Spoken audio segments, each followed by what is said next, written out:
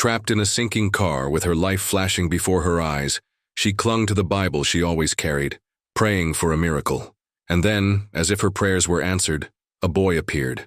Not just any boy, but a divine presence sent to save her. This powerful tale of faith, courage, and a holy intervention will leave you deeply moved and inspired. Mary's life was once painted with the vibrant hues of love and joy. She lived in a modest but cheerful home with her husband, James, in a small town where the sun always seemed to shine just a little brighter. Their days were simple but full of happiness, and their excitement for the future grew with every passing moment. Mary was 6 months pregnant, and their shared dream of becoming parents was the cornerstone of their lives. The mornings in their little house were filled with laughter. James, a carpenter by trade, often joked about the crib he was building, claiming it was fit for royalty. Mary would sit nearby, sipping her tea and reading from her Bible, a leather-bound copy she had carried since she was a young girl. The Bible was more than a book to her. It was her compass, her anchor, and her source of strength. "James," she'd say with a smile, "this little one is going to grow up surrounded by so much love. I can already feel it." "And faith," James would add, glancing at the Bible in her hands. "With you as their mother, they'll never stray far from God." Their evenings were just as idyllic. They'd sit on their porch watching the sunset paint the sky in shades of orange and pink, their dog Buddy lying contentedly at their feet. James would whittle small carvings from wood, animals, crosses, and once a tiny angel for Mary. She cherished it, keeping it on the nightstand next to her Bible. Every Sunday they attended church together. James wasn't as devout as Mary, but he respected her unwavering faith. For Mary, these moments of prayer and community were the glue that held her life together. She felt blessed beyond measure. But life, with all its unpredictability, had its own plans. Life's fragility revealed itself in the blink of an eye. What had once been a picture-perfect existence crumbled, leaving Mary grasping at memories that felt like grains of sand slipping through her fingers. It began subtly, a disagreement here, a moment of tension there. James, usually so steadfast and cheerful, seemed burdened with invisible weights that Mary could neither see nor lift. At first, Mary chalked it up to the pressures of work. "He's just stressed," she told herself as she thumbed through her Bible, seeking verses to pray over him. But James's distant demeanor grew sharper, his laughter more scarce. The man who once found joy in crafting a simple wooden angel now seemed to avoid home altogether. One evening, as Mary sat alone on the porch with Buddy, James came home late. His clothes smelled faintly of alcohol, an odor foreign to him until that night. He didn't speak much, offering only a quick, long day before retreating to their room. Mary followed him, her concern mounting. "James," she began gently, placing her hand on his shoulder. "Is everything okay? You've seemed distant." He didn't look at her. "I'm fine, Mary, just tired." But Mary wasn't convinced. That night, as she lay awake, her hands resting protectively over her growing belly, she whispered a prayer. "Lord, guide him back to us. Whatever is weighing him down, please lift it." Days turned into weeks, and the distance between them widened. Mary tried everything: conversations, acts of kindness, even small notes of encouragement left in his lunchbox. But James seemed to be slipping further away. Then came the day that shattered her world. It was an ordinary morning, or so it seemed. Mary had prepared breakfast, pancakes, James's favorite, and set the table with care. When James came downstairs, he didn't sit. Instead, he leaned against the counter, arms crossed, a look of determination mixed with sadness etched on his face. "We need to talk," he said. The words hung in the air like a storm cloud. Mary's heart sank. "What's wrong?" she asked, her voice barely above a whisper. "I can't do this anymore, Mary," he said, avoiding her gaze. "Can't do what?" Her hands trembled as she clutched the edge of the table. "This, us, the responsibility, the baby, it's all too much." His words were like daggers. Mary stared at him, unable to comprehend. "James, we're a family. We're going to have a baby. How can you say this?" "I'm not ready for this life," he said, his voice breaking. "I thought I could handle it, but I can't." "James, please," Mary pleaded, tears streaming down her face. "We can work through this. God brought us together for a reason."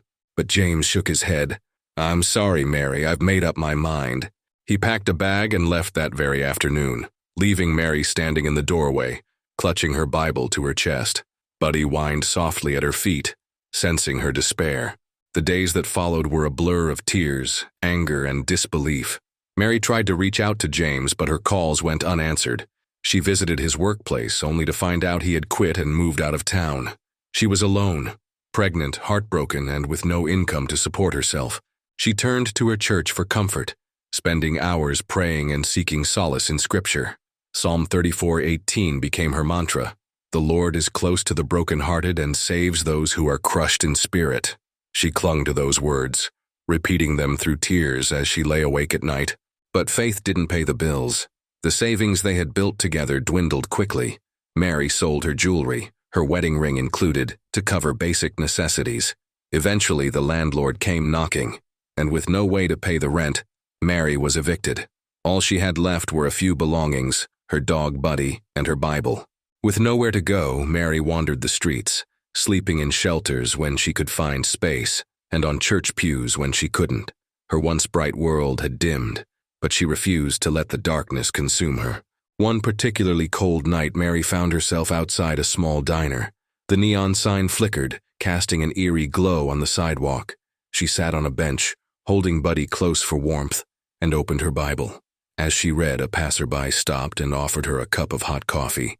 It was a small gesture, but it reminded her that kindness still existed in the world. "Thank you," she said, her voice choked with emotion. The stranger smiled and walked away, leaving Mary with a renewed sense of hope. She whispered a prayer of gratitude. "Lord, I don't know what your plan is for me, but I trust you. Please guide me." Despite the hardships, Mary's faith remained unshaken. She began visiting a nearby church daily, drawn to its warmth and the kindness of its congregation. The priest, Father Paul, noticed her one morning as she sat in a corner with Buddy reading her Bible. "You're welcome here anytime," he said gently, offering her a warm meal. Mary nodded, tears welling up in her eyes. "Thank you, Father. I don't have much, but I have my faith, and I know God is watching over me." Father Paul smiled. "That faith will carry you through." Mary began volunteering at the church, helping with cleaning and organizing donations in exchange for shelter. The community embraced her, offering her not just a place to stay, but a sense of belonging. For the first time in weeks, Mary felt a glimmer of hope. Mary's life in the church wasn't glamorous, but it was stable. A small island of peace in a sea of turmoil. Every morning she woke up before the sun, her Bible clutched to her chest like a lifeline. Buddy, her faithful companion, would stretch beside her, wagging his tail in a silent reminder that she wasn't entirely alone. The church was more than a place of worship. It became her sanctuary. Father Paul, a kind-hearted man with a gentle demeanor, had given her a corner room to call her own. It was modest, a cot, a small dresser, and a window that let in streams of golden sunlight. But it was hers. For Mary, it felt like a blessing. As the days turned into weeks, Mary found herself falling into a routine. She spent her mornings cleaning the church pews, her afternoons organizing donations, and her evenings in quiet prayer. She quickly formed a bond with the other volunteers, particularly a young woman named Grace. Grace was everything Mary needed in a friend: empathetic, kind, and deeply rooted in her faith. She had been volunteering at the church for years, using her time and resources to help those in need. Grace had her struggles too, but her unwavering belief in God's plan gave her a quiet strength that Mary admired. One afternoon, as they sorted through bags of donated clothes, Grace turned to Mary. "You know," she began, her voice soft but steady, "God has a way of turning our struggles into something beautiful. It might not feel like it now, but I believe He has something incredible planned for you." Mary nodded, her eyes welling with tears. "It's just hard to see that sometimes," she admitted.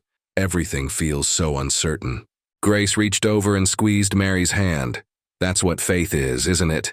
Trusting even when you can't see the way forward." Mary began to see small signs of God's grace in her daily life. One day, while organizing food donations, she came across a basket of fresh fruits and vegetables.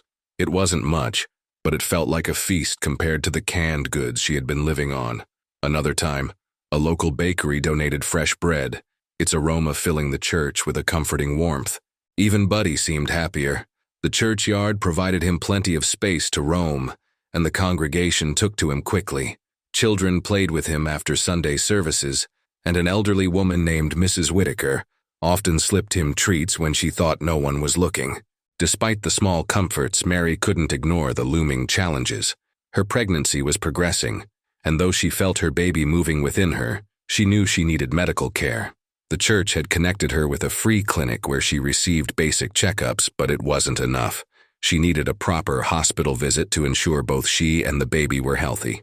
One evening, during a quiet moment of prayer, Mary brought her concerns to God. Kneeling at the altar, she whispered, "Lord, I don't know how I'll manage, but I trust you. Please guide me. Show me the way." The answer to her prayers came in the form of Grace. After one of their evening conversations, Grace handed Mary an envelope. "This is from Father Paul," she said with a smile.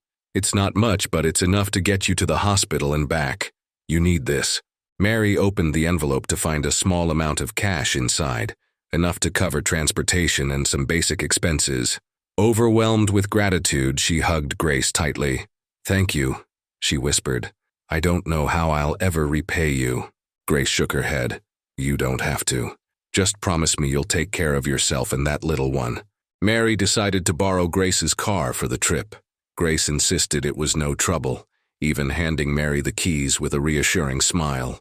"It's just a car," she said. "You're family now." On the morning of her hospital visit, Mary packed a small bag with essentials, a change of clothes, some snacks, and of course her Bible. She kissed Buddy goodbye, promising him she'd be back soon, and set off in the borrowed car. As she drove, she couldn't help but feel a mix of anxiety and hope. The road ahead was uncertain, but she felt God's presence guiding her.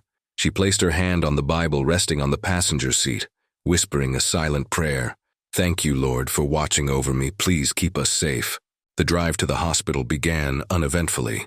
The hum of the car engine and the rhythmic swishing of the windshield wipers provided a soothing backdrop as Mary navigated the familiar streets of the town. Grace's car was small but reliable, and Mary felt a sense of gratitude for her friend's generosity. As the church faded into the rear-view mirror, Mary felt a twinge of nervousness. It wasn't the pregnancy checkup that worried her. It was the growing weight of her circumstances. She glanced at the Bible on the passenger seat, its worn cover a testament to the many times she had turned to it for solace. Running her fingers over the edges, she murmured, "Lord, please guide me today." The sky was an ominous shade of gray, heavy clouds swirling above as if nature itself were brooding. A light drizzle began, pattering against the windshield. Mary turned on the wipers, their steady motion a calming rhythm as she drove through the outskirts of town. She noticed people hurrying along the sidewalks, shielding themselves with umbrellas and jackets, their hurried steps mirroring the growing urgency in her heart. As she drove, her thoughts drifted to the baby growing inside her. She hadn't yet settled on a name, though she often found herself whispering possibilities in her quiet moments. It was comforting to imagine a future where she and her child could live without fear, where they could laugh and thrive despite the challenges they faced. The drizzle soon turned into a steady rain, the drops pelting the car with increasing force. Mary tightened her grip on the steering wheel, her knuckles whitening as she tried to stay calm. The visibility worsened and she slowed down, her eyes scanning the road ahead for any signs of trouble. The storm intensified, and the once clear streets began to flood. Mary's heart raced as the tires splashed through accumulating water. She was a capable driver, but this storm was unlike anything she'd experienced. The rain blurred her vision and the wipers struggled to keep up. She whispered a prayer under her breath. "Lord, give me strength. Protect us, please." As she approached the outskirts of town, Mary realized she had taken a wrong turn. The GPS on Grace's dashboard flickered, its signal lost in the storm. Panicking, Mary tried to find her bearings, but the unfamiliar streets offered no comfort. Her anxiety grew as she found herself on a deserted road, the buildings and houses replaced by open fields and dense woods. She glanced at the clock on the dashboard. Time seemed to be slipping away, and the hospital felt farther than ever. The rain was relentless now, hammering against the roof with a deafening roar. The road ahead was barely visible, a murky stretch of asphalt disappearing into the storm. Suddenly, Mary's heart sank. She saw water pooling across the road, a massive flood forming from the torrential downpour. She slowed the car, unsure of what to do. The water didn't seem too deep, but it was rising quickly. Turning around wasn't an option. The road behind her was just as flooded. "I can do this," she told herself, trying to muster courage. She took a deep breath and carefully drove forward, her tires creating ripples in the water. The car moved slowly, and Mary prayed with every inch they advanced. Halfway through the flooded stretch, the car began to sputter. Mary's eyes widened in horror as the engine died, leaving her stranded in the rising water. She turned the key, trying to restart the vehicle, but it was no use. The car was completely immobilized. Panic set in as the water began to seep into the car.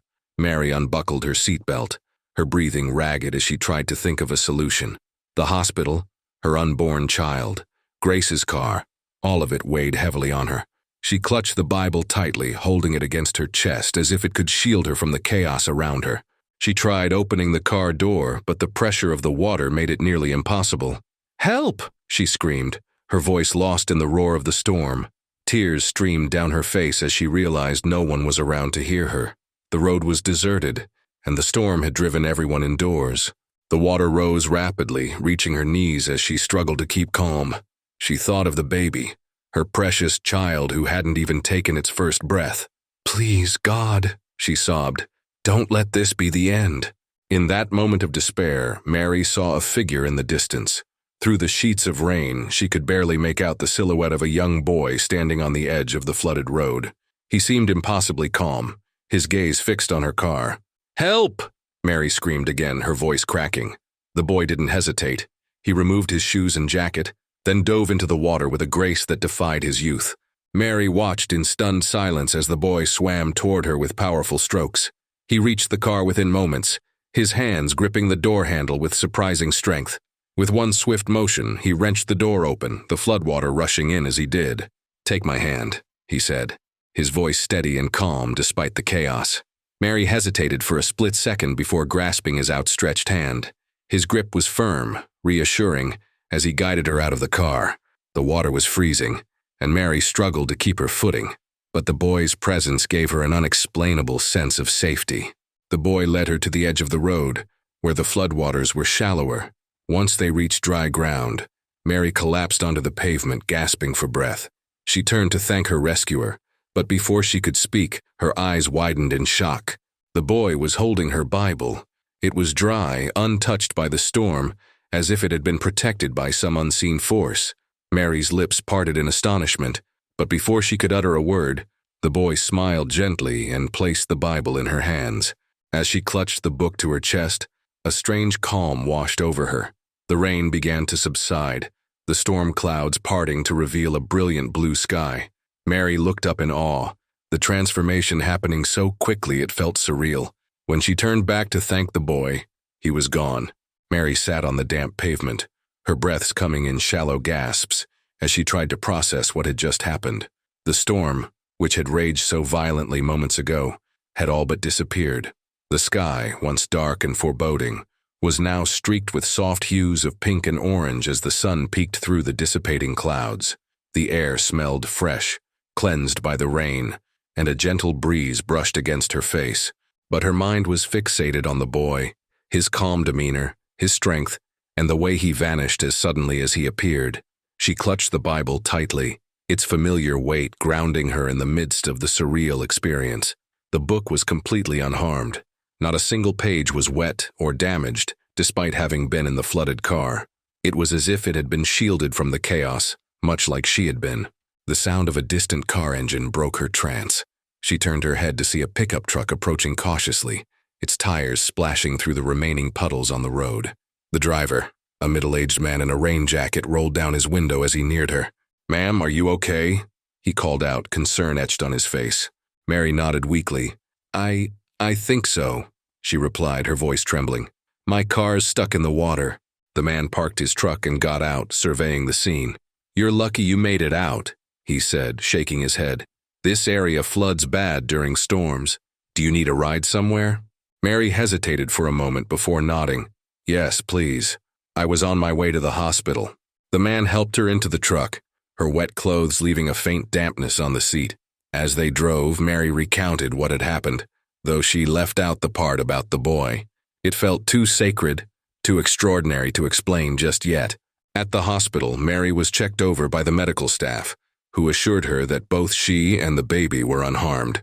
The experience, though harrowing, had left her physically intact. Emotionally, however, she was still grappling with what she had witnessed. As she waited for her discharge papers, Mary opened the Bible, seeking comfort in its pages. Her fingers brushed over a passage that seemed to leap out at her. "Fear not, for I am with you. Be not dismayed, for I am your God. I will strengthen you, I will help you, I will uphold you with my righteous right hand." Tears welled up in her eyes as she read the words. They felt like a direct message, a reassurance that she hadn't been alone in that storm. The boy's presence, his disappearance, the condition of the Bible, it all pointed to something beyond human understanding. She whispered a prayer of gratitude, her heart swelling with a newfound sense of faith and purpose.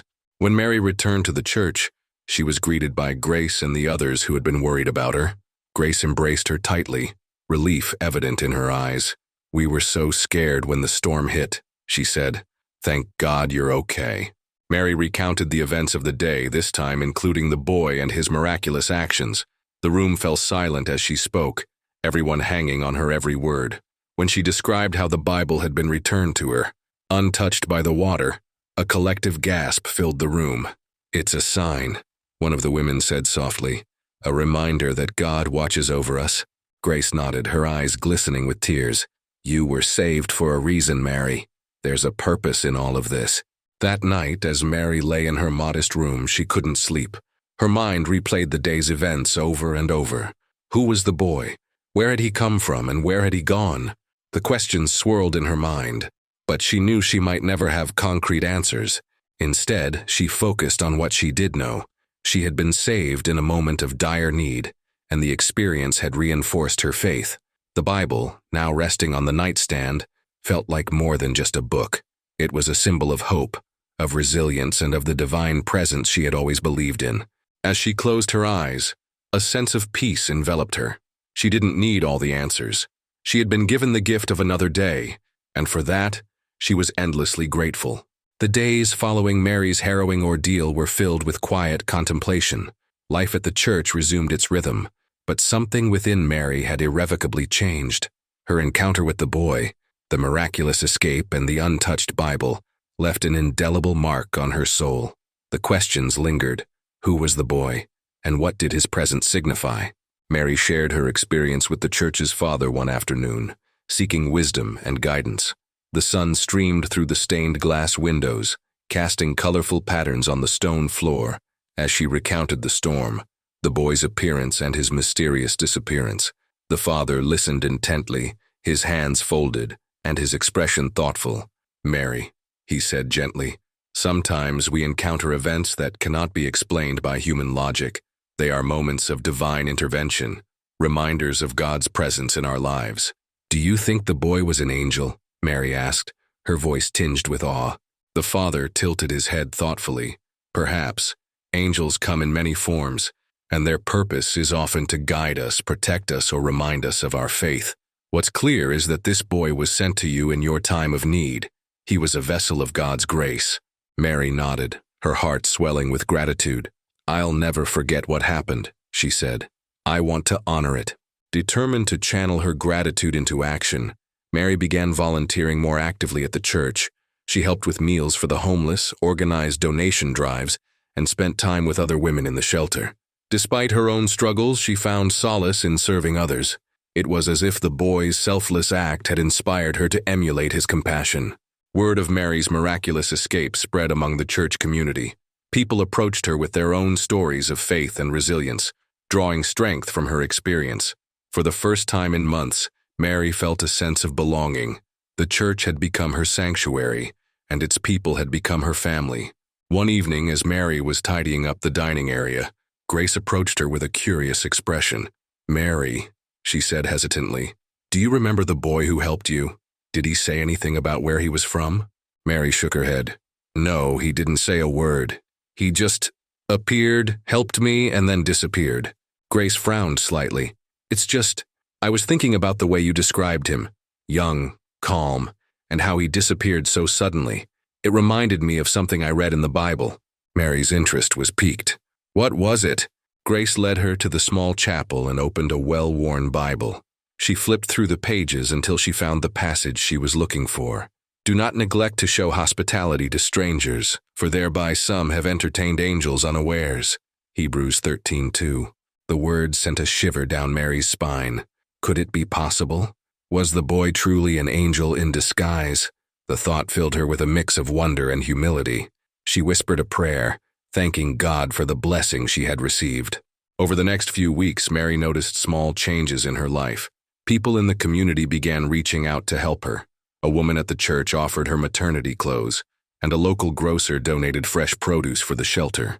It was as if her story had awakened a spirit of kindness and generosity in those around her. Mary also began to feel more connected to her unborn child. She spoke to her baby often, sharing stories of her day and her dreams for their future. The child's movements became a source of comfort, a reminder that she was not alone. With each passing day, her faith grew stronger, bolstered by the memory of the boy and the miraculous events of that stormy night. As the weeks turned into months, Mary's thoughts often drifted back to the miraculous events that had unfolded during the storm. The untouched Bible, placed so deliberately before her after her rescue, seemed to hold more meaning than she could grasp at the time. She kept it close, reading its passages every day in search of answers and solace. One quiet afternoon, as rain drizzled gently outside the church, Mary settled into her usual corner of the chapel with her Bible. The faint smell of wax from the lit candles filled the air, and the gentle hum of the choir practicing in the next room provided a soothing background. Mary turned its pages carefully, her fingers brushing over the familiar words.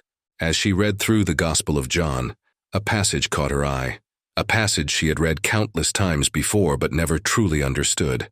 It was as if the words had been waiting for this very moment to reveal their meaning to her. "And I will ask the Father, and he will give you another helper, to be with you forever, even the Spirit of truth, whom the world cannot receive, because it neither sees him nor knows him. You know him, for he dwells with you and will be in you." Mary's breath caught. Her heart began to race as the memory of the boy flooded her mind. His calm demeanor, his silent yet unwavering actions, and the inexplicable peace that had followed his disappearance. All of it seemed to align with the essence of this passage. She closed her eyes, replaying the moments of her rescue in vivid detail. The boy had appeared out of nowhere, saving her with an ease that defied logic.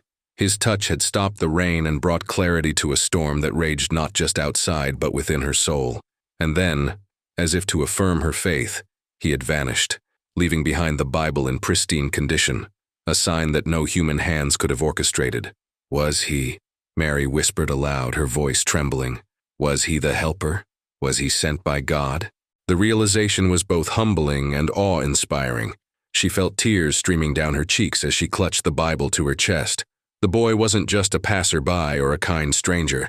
He was a manifestation of divine intervention, a messenger sent to protect her and rekindle her faith in the darkest of times. Mary felt an overwhelming sense of gratitude. "Thank you, Lord," she prayed, her voice steady despite the tears. "Thank you for showing me that I am not alone, that you are always with me." Her prayer was interrupted by the soft creak of the chapel door. Mary turned to see Grace walking in, her face lighting up when she saw Mary. "You look deep in thought," Grace said with a warm smile. Mary hesitated before speaking, unsure of how to put her feelings into words. "Grace, do you believe that God sends us signs?" Grace nodded, her smile unwavering. "Absolutely. Sometimes they're small, like a kind word or an unexpected blessing, and sometimes they're miracles." Mary shared the passage she had just read and her realization about the boy. Grace listened intently, her expression growing more thoughtful with each word. "I think you're right, Mary," she said softly. "That boy wasn't ordinary. He was sent to remind you of God's love and to show you that you're never truly alone." In the days that followed, Mary found herself sharing her story with others in the church. Her words resonated deeply, inspiring many to reflect on their own faith. Some even shared their own experiences of divine intervention, creating a sense of unity and hope within the community. For Mary, the boy's presence had become a cornerstone of her faith. Whenever she felt doubt or fear creeping in, she would open her Bible and reread that passage, drawing strength from its promise. Her life, though still marked by challenges, now felt guided by a divine hand. Mary's life began to shift in profound and unexpected ways after her miraculous encounter with the boy, and the recovery of her beloved Bible. The moment replayed in her mind countless times, each recollection bringing a wave of peace and wonder. The boy's actions, his mysterious disappearance, and the sudden clearing of the storm weren't just events. They were reminders of the divine love and protection that surrounded her. Days turned into weeks, and Mary continued her routine at the church. She immersed herself in the community, finding ways to give back despite her own struggles. The members of the congregation, inspired by her unwavering faith and the incredible story of her rescue, rallied around her. Father Andrew, Grace, and others provided her with a sense of belonging and purpose she hadn't felt in years. One Sunday, after the morning service, Father Andrew approached Mary with an idea. "Mary," he began, his voice warm but serious, "your story has touched everyone here. It's a testament to faith and resilience. I believe you have a gift. Your experience could inspire others who are struggling." Mary tilted her head, curious. "What do you mean, Father?" "I think you should share your story with more people," he said. "There are many who feel lost, who believe they are forgotten. Your journey could be a light for them." Mary hesitated. The thought of speaking publicly made her nervous, but she couldn't deny the pull she felt toward the idea. The boy had saved her life, and the miraculous recovery of the Bible was a message that needed to be shared. Over the next few weeks, Mary began speaking at local community events and small gatherings at the church. Each time she recounted her story with humility and gratitude. She described her struggles, the storm, and the boy's miraculous intervention, emphasizing the importance of faith and the belief that even in the darkest moments, help is never far away. As Mary shared her story, she encountered others who had experienced their own hardships. A single mother who had lost her job, an elderly man grieving the loss of his wife, a young woman battling addiction. All found solace in Mary's words. She listened to their stories, offering encouragement and hope. One evening, after a particularly emotional gathering, Grace approached Mary with tears in her eyes. "You have a gift, Mary," she said. "Your words bring people hope in ways that few others can. I know it's not always easy for you, but you're making a difference." Mary smiled, her hand resting on the Bible that never left her side. "I'm just doing what I feel called to do," she replied. "If sharing my story can help even one person, it's worth it." The church community, inspired by Mary's resilience and faith, began organizing initiatives to support those in need. They started a food drive, opened a small fund for struggling families, and offered free counseling sessions for anyone in crisis. Mary played a central role in these efforts, her own experiences driving her passion to help others. One particularly rainy evening, as Mary sat in the church's small office, sorting donations for the food drive, Grace walked in with a letter in her hand. "This just came for you," she said, handing it over with a curious smile. Mary opened the envelope carefully. Inside was a handwritten note from a woman who had attended one of Mary's talks. The woman explained how Mary's story had given her the courage to leave an abusive relationship and start a new life with her children. Tears filled Mary's eyes as she read the words. She folded the letter and held it close to her heart, silently thanking the boy who had saved her, the community that had supported her, and the God who had never left her side. As Mary's pregnancy progressed, she felt a renewed sense of hope. Her baby, whom she already loved deeply, would grow up surrounded by love and faith. She dreamed of the day she would share her story with her child, teaching them the lessons she had learned about courage, kindness, and the enduring presence of God. The church community continued to support her, ensuring she had everything she needed for her and the baby.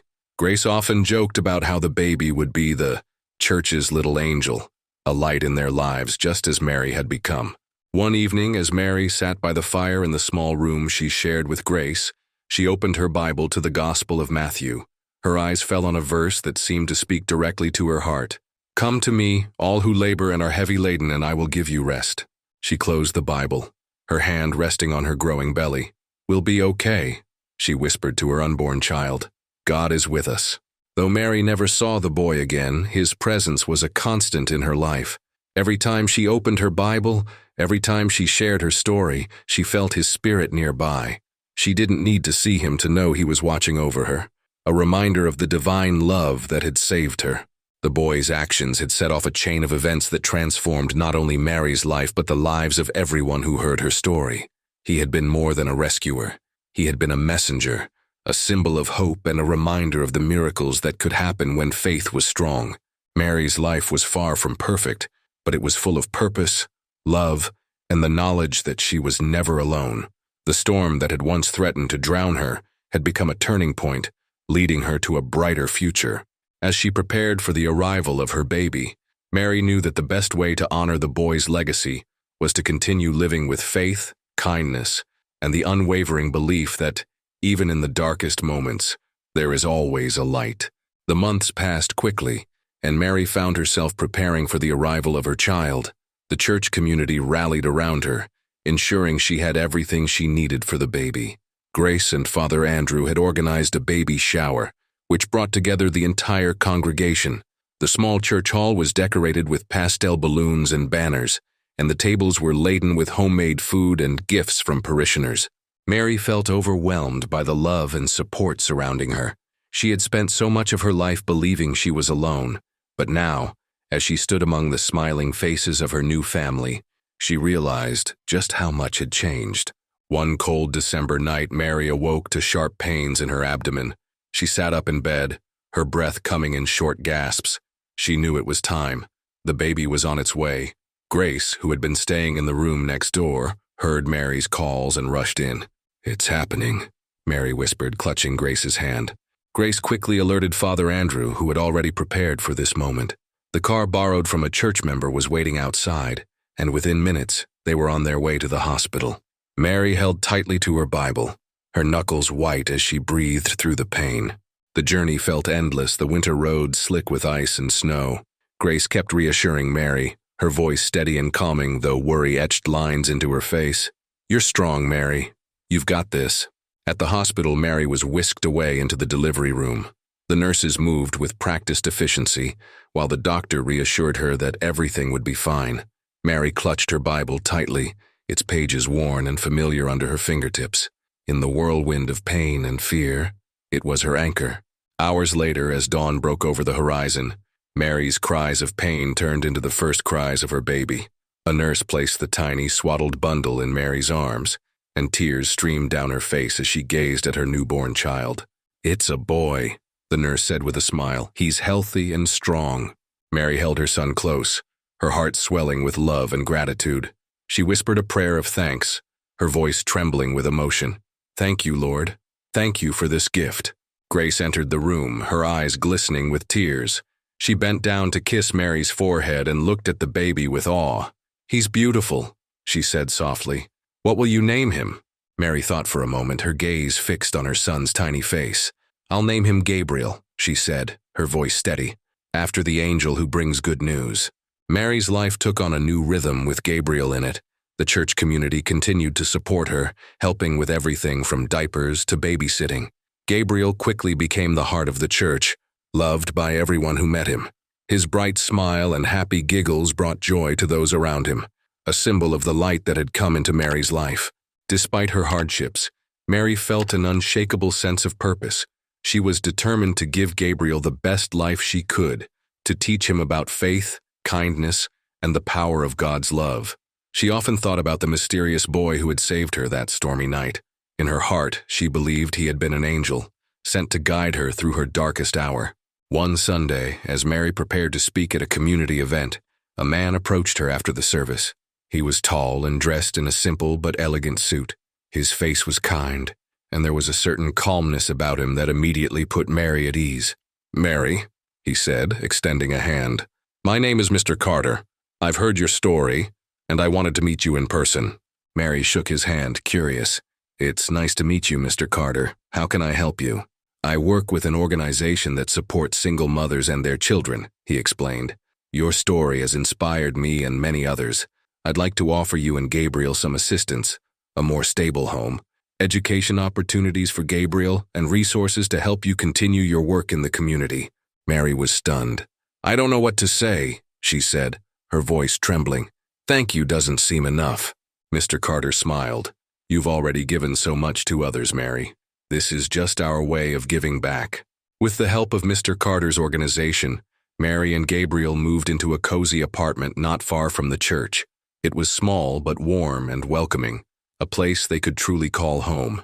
Gabriel thrived in the new environment, and Mary continued her work with the church and the community, sharing her story and helping others find hope in their own lives. The Bible that had been saved that stormy night remained a constant presence in their home. Mary often read from its pages to Gabriel, teaching him the same lessons of faith and love that had carried her through her darkest moments. As she watched her son grow, Mary felt a profound sense of gratitude. Life was still full of challenges, but she knew she was never alone. The mysterious boy's legacy lived on in her and Gabriel, a reminder of the miracles that could happen when faith was strong. Years later, as Gabriel prepared for his first day of school, Mary sat at the kitchen table, her Bible open before her. Her fingers traced the familiar words, and her heart swelled with gratitude for the journey she had been on. She thought about the storm, the boy, and the way her life had changed. She knew she would never fully understand what had happened that night, but she didn't need to. It was enough to know that she had been saved, guided and loved by a force greater than herself. Looking out the window, Mary smiled as Gabriel ran to the car, his backpack bouncing on his shoulders. He turned and waved, his bright smile lighting up the morning. Mary waved back, her heart full of love and hope. As the car pulled away, Mary closed her Bible and whispered a quiet prayer. "Thank you, Lord, for everything." As Gabriel grew older, his curiosity about his mother's past became evident. He often sat with Mary as she read her Bible, his small hands resting on the table while his wide eyes followed the words she spoke aloud. One evening, as the sunset bathed their home in golden light, Gabriel asked the question Mary had been anticipating for years. "Mom, you always talk about the storm and the boy who saved you. Who was he?" Mary smiled at her son, her heart swelling with a mix of emotions. She had waited for this moment, unsure of how to explain the unexplainable. She placed a hand on his shoulder and gestured for him to sit beside her. "Gabriel," she began, her voice soft yet steady, "it's a story I've told you many times, but I've never shared everything." Mary recounted the events of that fateful stormy night with vivid detail: the roaring thunder, the relentless rain, the terror of being trapped in the sinking car. Gabriel listened intently, his young mind piecing together the story he had heard in fragments over the years. She described the boy who had appeared out of nowhere, his calm demeanor in the face of chaos, and the inexplicable way the storm had ceased as soon as he touched her shoulder. Gabriel's eyes widened as she spoke of the Bible, miraculously returned to her in perfect condition despite the floodwaters. "I didn't understand it at the time," Mary said, her voice thick with emotion. "But now, looking back, I realize that boy wasn't ordinary. He wasn't like anyone I've ever met." Gabriel tilted his head, his brow furrowing in thought. "Do you think he was an angel?" Mary smiled, her eyes glistening with tears. "I think he was more than that. I believe he was sent by God, a reminder that we are never alone, even in our darkest moments." Mary turned the pages of her Bible to a passage that had become her favorite over the years. She read aloud the words that had struck her so deeply the first time she came across them. "And I will ask the Father, and he will give you another helper to be with you forever, even the Spirit of truth, whom the world cannot receive, because it neither sees him nor knows him. You know him, for he dwells with you and will be in you." Gabriel's eyes widened as he listened. "Mom, does that mean he was sent to help you? Like God knew you needed him?" Mary nodded, her tears spilling over. "Yes, Gabriel. I truly believe that boy was a manifestation of God's love, sent to guide me when I thought all hope was lost." Mary went on to explain how that miraculous night had changed her life. The church had become her sanctuary, providing her with not only shelter but also a sense of purpose. The mysterious boy's intervention had not only saved her life, but also reaffirmed her faith, giving her the strength to move forward. "And because of that," Mary said, placing a hand over Gabriel's, "I've been able to give you the life you deserve. His actions didn't just save me, they saved you too." Gabriel's face lit up with understanding. "That's why you always tell me to help others, no matter what, because someone helped you when you needed it most." Mary smiled, pride swelling in her chest. "Exactly, and I hope you'll carry that lesson with you always." The years continued to pass, and Gabriel grew into a young man with a strong sense of compassion and integrity.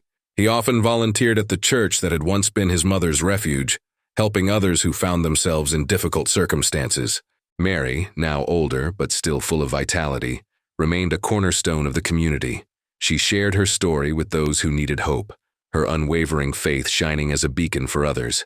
The Bible, still in perfect condition, remained on her bedside table, a constant reminder of the miracle that had changed her life. One quiet afternoon, as Mary sat on the porch of their home, watching Gabriel play with the neighborhood children, she felt a sense of peace wash over her. The sunlight filtered through the trees, casting a warm glow on the scene before her.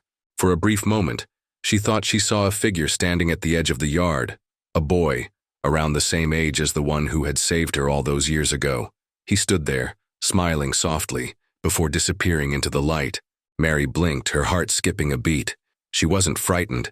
She felt only warmth and reassurance. It was as if the boy was reminding her that he was still watching over her and Gabriel, a silent guardian ensuring their happiness and safety. As the sun set that evening, Mary opened her Bible and ran her fingers over the worn pages. She whispered a prayer of thanks, her heart full of gratitude for the life she had been given.